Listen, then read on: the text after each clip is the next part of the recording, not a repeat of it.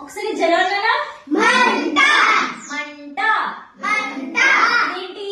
రంపం రంపం రంపం okay teacher మధ్యలో సున్నా వచ్చినప్పుడు ఏమని చదవమని చెప్పింది చదవమని చెప్పింది కదా మరి అదేంటి ఇక్కడ మంట వచ్చింది ఉన్నాను వచ్చింది ఇక్కడ వచ్చిందా ఉన్నాను వచ్చిందా అమ్మని వచ్చిందా ఉండి రాలేదు టీచర్ అబద్ధం చెప్పింది కదా అవునా చెప్పలేదు మరి ఎందుకు ఉన్నాను రాలేదు ఉమ్మని వచ్చిందో తెలుసుకుందామా చూడండి ఇక్కడ మంట టీచర్ చెప్పినట్టే మధ్యలో సున్నా వచ్చినప్పుడు ఉన్నొచ్చి టా వచ్చింది ఇది మంట అయింది ఓకే ఇక్కడ టీచర్ చెప్పినట్టు ఉన్నని కాకుండా ఏమని వచ్చింది నానా రమ్మ మాకి నకరాపోలు వచ్చింది కదా ఇది కరెక్ట్ రంపం అంటున్నామా రంపం అంటున్నామా రంపం అంటున్నాం ఎందుకు ఉమ్మని అంటున్నాం అంటే ఒకసారి ఇక్కడ చూడండి ఇక్కడ ఏముంది అక్షరం సున్నా పక్కన ఏ అక్షరం ఉంది టా ఇటు సైడ్ ఉందా అటు సైడ్ ఉందా చూడండి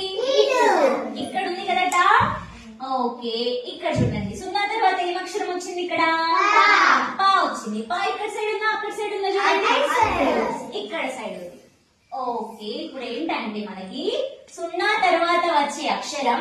ఇక్కడ ఉంటే కా నుండి నా వరకు మధ్యలో ఉంటే దాన్ని ఉన్నని చదవాలి అర్థమైందా కక్క గగ్గ నుండి నా వరకు వర్ణమాలందరికి వచ్చి కదా కా నుండి నా వరకు వచ్చే అక్షరాలు కనుక సున్నా పక్కన ఉంటే దాన్ని ఏమని చదవాలి నానా ఉన్నని చదవాలి ఏమనాలి ఒకవేళ సున్నా పక్కన పాప బాబా నుండి బండి రావరికి గల ఉన్న అక్షరాలు కనుక వస్తే దాన్ని ఏమని చదవాలి ఉమ్మని చదవాలి ఓకేనా ఏమనాలి ఉమ్మని చదవాలి అర్థమైందా కా నుండి నా వరకు సున్నా పక్కన వస్తే దాన్ని ఏమని చదవాలి ఉన్నని చదవాలి పాప బాబా నుండి రౌతి వరకు గల మధ్యలో ఉన్న అక్షరాలు వస్తే ఏమని చదవాలి ఉమ్మని చదవాలి ఓకేనా ఒక ఎగ్జాంపుల్ చెప్తారా ఎవరైనా చెప్పండి నాన్న గంట గంట గంట ఉన్నొచ్చిందా ఉమ్మొచ్చిందా ఎన్న వచ్చింది ఎందుకు వచ్చింది సున్నా పక్కన ఏ అక్షరం ఉంది